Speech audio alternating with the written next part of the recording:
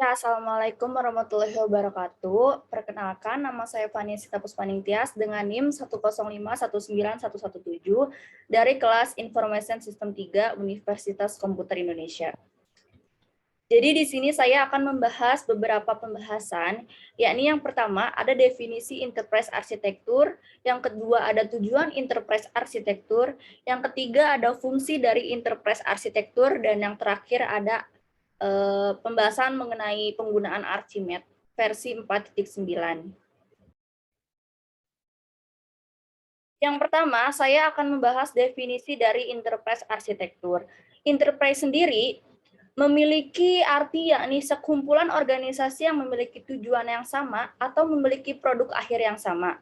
Kemudian, arsitektur sendiri memiliki arti yang berbeda.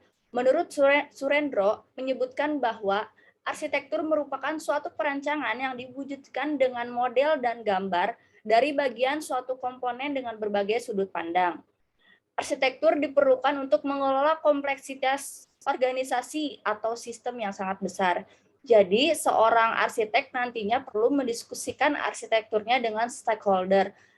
Stakeholder yakni seorang individu atau kelompok atau bahkan organisasi yang memiliki kepentingan serta ketertarikan atau pertimbangan terhadap suatu sistem. Yang kemudian nantinya si arsitek ini harus menjelaskan arsitekturnya serta beberapa dampaknya akan dialami kepada segenap stakeholder yang terlibat, yang pada umumnya memiliki latar belakang yang berbeda-beda. Jadi, kesimpulan dari definisi enterprise arsitektur ini yaitu sebuah prinsip, metode, serta model yang berhubungan dengan digunakannya dalam perancangan dan realisasi struktur organisasi, proses bisnis, sistem informasi, dan infrastruktur dari sebuah enterprise. Lalu pembahasan yang kedua, yakni tujuan dari enterprise arsitektur. Enterprise arsitektur tujuan utamanya adalah untuk menyediakan framework atau kerangka kerja, tools atau alat, dan perspektif untuk membawa startup atau bisnis dari kondisi saat ini ke status targetnya. Status target sebenarnya bisa dibilang produk sampingan dari sebuah arsitektur perusahaan yang sukses.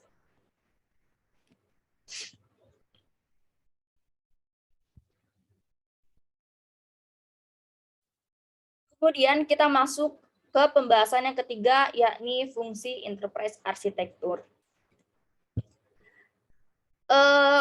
Fungsi dari enterprise arsitektur itu sendiri adalah ketika framework atau kerangka kerja yang ada untuk membantu bisnis secara efektif menerapkan dan melacak perencanaan arsitektur perusahaan mereka. Ada beberapa fungsi dari enterprise arsitektur lainnya, yaitu yang pertama, menjabarkan hubungan antara tujuan organisasi dengan sistem informasi dan komunikasi.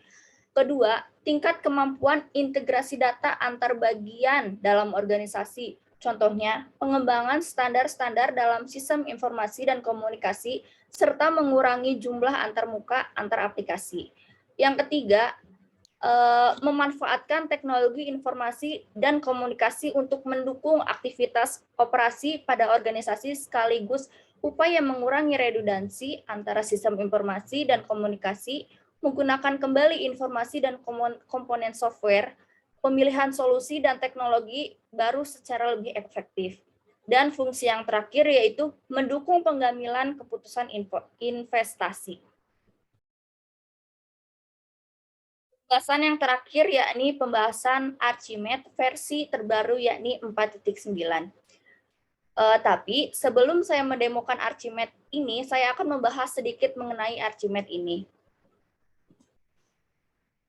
Archimedes adalah sebuah notasi untuk menggambarkan entitas dan relasinya dalam sebuah enterprise arsitektur. Archimedes dikeluarkan oleh The Open Group, yakni sebuah lembaga yang menghasilkan banyak kajian terkait dengan enterprise arsitektur seperti The Open Group Architecture Framework atau biasa yang disebut dengan TOGAF. Dengan Archimedes ini, kita dapat memisahkan lingkup pekerjaan kita dari analisis proses bisnis, misalnya penggunaan BPMN, Lalu arsitektur aplikasi dan data, misalnya UML, DFD, IRD, dan lain-lain. Dan yang terakhir ada teknologi, misalnya diagram topologi jaringan dan perangkat. Tujuan akhir dari penggunaan Archimedes ini adalah untuk menentukan hubungan antara konsep-konsep dalam domain arsitektur yang berbeda-beda.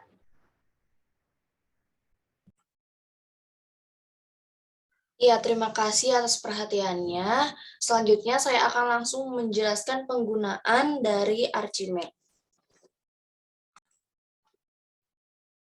Ya, ini adalah tampilan awal dari aplikasi Archimedes versi terbaru yakni 4.9.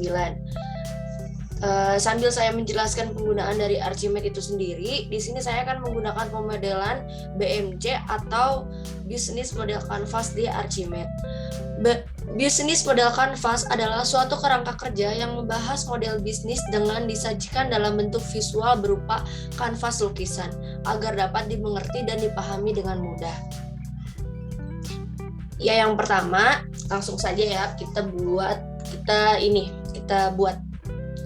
BMC-nya. Yang pertama, saya akan membuat kotak dokumen dari sini ya. Ini kita tarik ke sini. Nah, terus geser. Ini double klik biar kita rename dengan nama customer segment.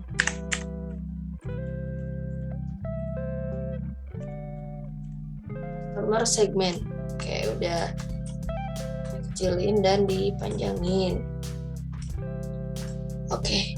Customer segment ini merupakan suatu elemen penting untuk memulai langkah awal yang nantinya akan menentukan target pasar kita sebagai perusahaan.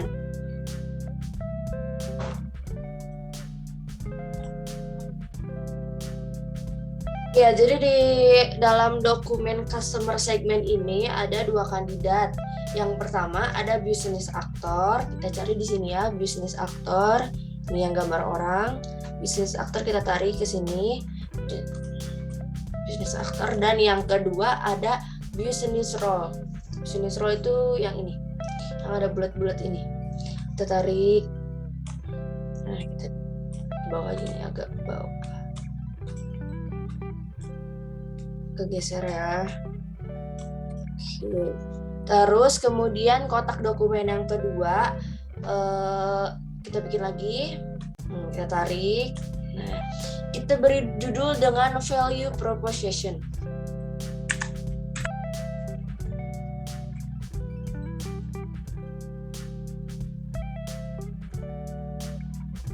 Value proposition. Nah, kita kecilin,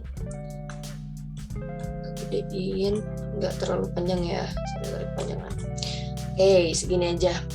Value proposition ini merupakan alasan mengapa pelanggan memilih jasa atau barang yang perusahaan kita sudah tawarkan sebelumnya. Dokumen ini juga dapat digunakan untuk menunjukkan keunggulan dan menyelesaikan masalah pelanggan dengan cara baru. Di dalam kotak dokumen ini berisi 4 kandidat. Yang pertama yaitu ada business actor. Ini ya, business actor. Dan gambar orang. Kita tarik business actor ke dalam ini. Kurang gede. Tapi namanya bukan business actor, kita rename jadi enterprise. Double klik aja. Enterprise. Oke. Dan ya kandidat yang kedua ya ini business service. Kita cari di sini business service. Mana ya, business service. Nah, yang ini yang agak gitu-gitu ya gambarnya ya. Business service kita tarik. Oke, di sini. Oke. Dan yang ketiga ada produk. Ini produk. Ini ya yang ada gambar itu ya. Kotak-kotak paling bawah banget. Kita tarik, seret masuk ke dalam kotak. Kita rapihin dikit, kayaknya ini kurang ini. Ataskan bener. Ke atas biar satu lagi muat ya. Yang terakhir, kandidat yang terakhir atau kandidat yang keempat adalah value. Kita cari ya value. Yang ini yang warna ungu, yang agak bulat tapi bukan bulat. Pokoknya ini aja. Value kita tarik. Oke, value. Oke, lanjut dengan kotak dokumen yang ketiga. Kita bikin mana sih ke atas? Nah, kita bikin seret. Kotak dokumen yang ketiga kita kasih nama dengan channel. Channel kita kecilin. Jangan terlalu kecil, jangan terlalu gede. Oke, channel. Channel ini merupakan cara untuk menjangkau customer melalui media berupa website atau aplikasi ataupun iklan online. Channel ini menjadi elemen penting untuk keberhasilan berjalannya suatu bisnis. Di dalam kotak dokumen channel ini berisi 2 kandidat. Yang pertama ada business collaboration, ini ya, business collaboration yang ini yang kayak ada persatuan gitu bulat-bulat. Kita tarik masuk. Oke. Ya, dan yang kedua ada bisnis aktor. Ini gambar orang ya. Ingat bisnis aktor itu yang gambar orang. Bisnis aktor. Kita tarik rapihin lah dikit-dikit lah. Terus habis itu kontak dokumen selanjutnya yakni kotak dokumen yang keempat. Kita bikin lagi kotak dokumen, kita taruh di bawah. Kita kasih nama customer relationship.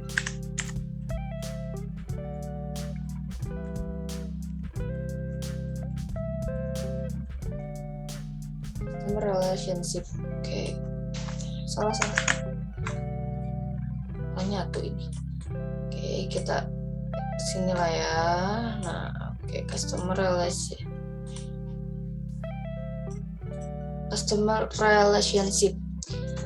Ya. Customer relationship ini merupakan cara terbaik untuk menjalin hubungan baik dengan customer sehingga dibutuhkan kebijaksanaan untuk memberikan pelayanan yang paling terbaik.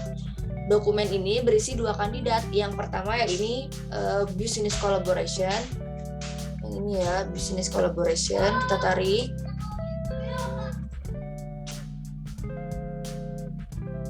Ya, lanjut dengan kandidat yang kedua. Kan ini kandidat yang pertama ya. Kandidat yang kedua yaitu business interaction. Kita cari business interaction. Nah, ini. Kita tarik seret. Nah, oke. Ini lah ya. Lanjut dengan kotak dokumen yang kelima yakni dulu kita. Nah, ya ini kita beri nama dengan key partnership.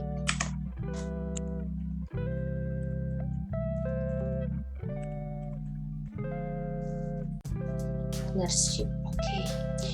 Key partnership ini merupakan elemen yang sama pentingnya yang juga berpengaruh pada konsistensi dan kelanjutan bisnis pada periode waktu yang lama. Dokumen ini berisi 4 kandidat. Yang pertama ada business aktor. Ini ya business aktor. Yang kedua ada business collaboration. Ini collaboration. Nah, oke. Yang ketiga ada business role. Yang agak bulat-bulat gitu ya, business role.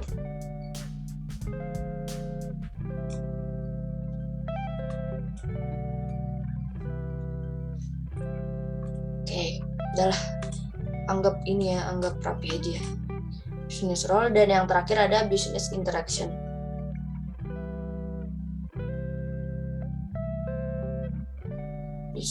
Mana business interaction tuh?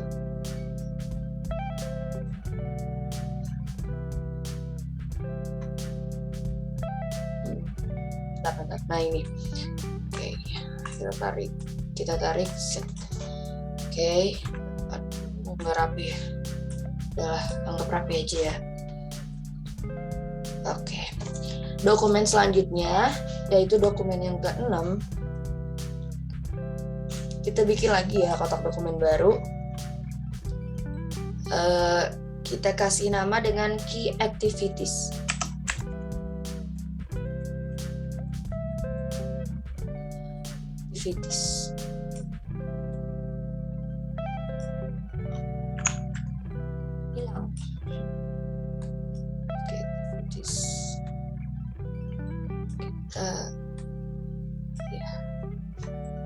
Key activities. Key activities ini mencakup semua aktivitas yang sudah maupun sedang terjadi yang berkaitan dengan produk untuk mendapatkan hasil bisnis yang diinginkan.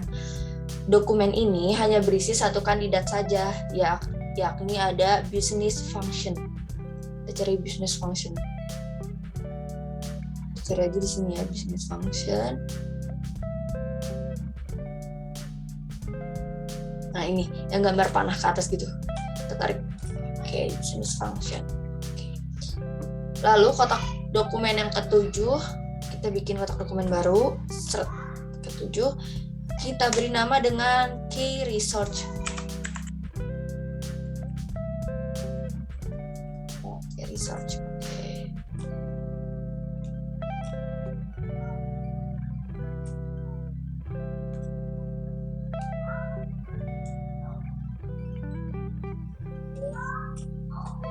Rapi-rapihin dikit ya. Key research.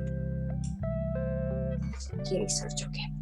Key research merupakan daftar sumber daya yang harus direncanakan untuk menjadi aset penting agar aktivitas bisnis berjalan dengan lancar serta terkontrol. Dokumen ini berisi 4 kandidat, yaitu yang pertama ada business object. Kita cari business object ya.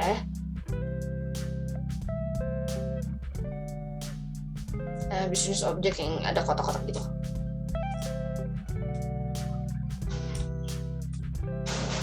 Business object, oke, kita ganti namanya menjadi physical research.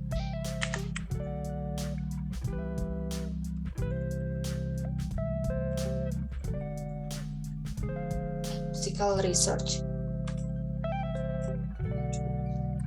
Yang kedua ada business object lagi.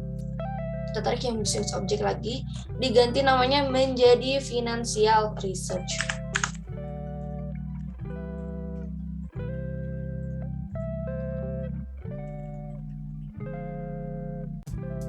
Nggak pakai S. Oke, rapiin dikit.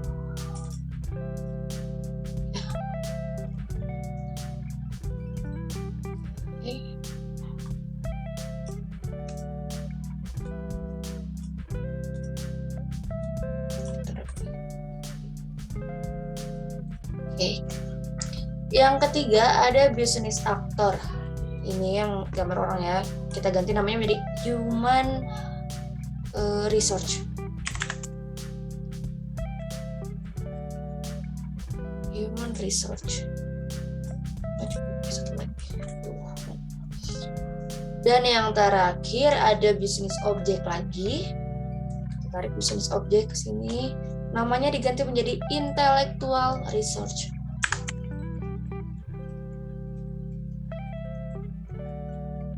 Intellectual research, oke.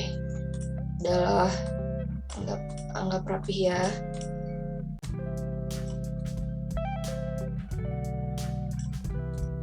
Oke. Selanjutnya kotak dokumen yang ke-8, yakni masih tetap yang ini, kita tarik ke bawah. Ke bawah kita tarik. Oke. Nah, kita kasih note ya ini. Seret. Oke. Kita kasih nama kotak dokumen yang ke-8 ini, kita kasih nama construction. Construction. Oke. Elemen ini menjadi elemen terakhir yang juga sama pentingnya. Menjelaskan tentang suatu biaya yang perlu dipantau serta diperhatikan agar bisnis tetap berjalan secara lancar. Ya, kita tulis ya di bagian si note-nya ini. Kita tulis dalam kurung CS adalah construction, dapat dimodelkan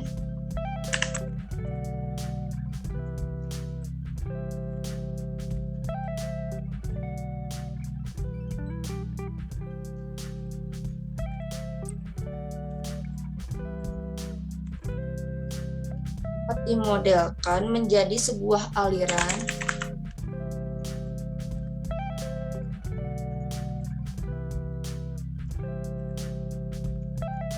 dari pos ke perusahaan atau rekan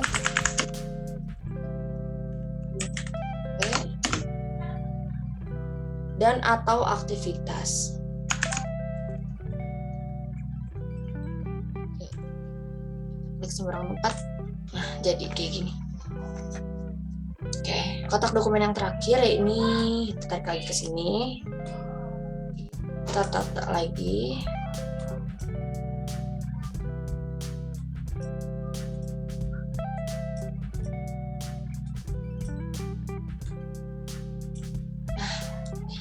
Kita kasih nama revenue stream. Oke, kita ganti namanya menjadi revenue stream.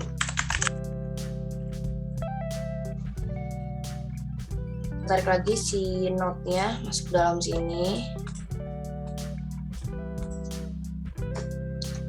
Revenue stream ini merupakan aliran pendapatan yang masuk ke perusahaan yang didapat dari pelanggan. Karena pada dasarnya ketika kita menjalankan bisnis perusahaan, kita harus banyak mempertimbangkan. Kita tulis di sini ya, di dalam note-nya kita tulis lagi kayak dalam kurung CS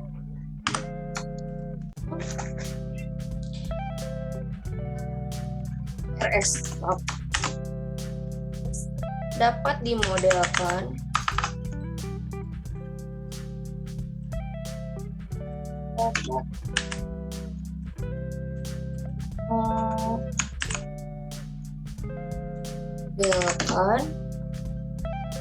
menjadi aliran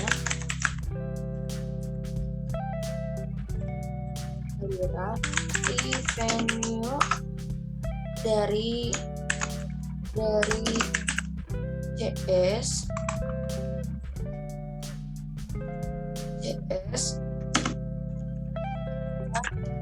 atau sebuah perusahaan. Sembarang tempat. Nah, jadi seperti ini. Ini kurang rapi ya. Kita rapi-rapin aja nanti. Nah, jadinya seperti ini.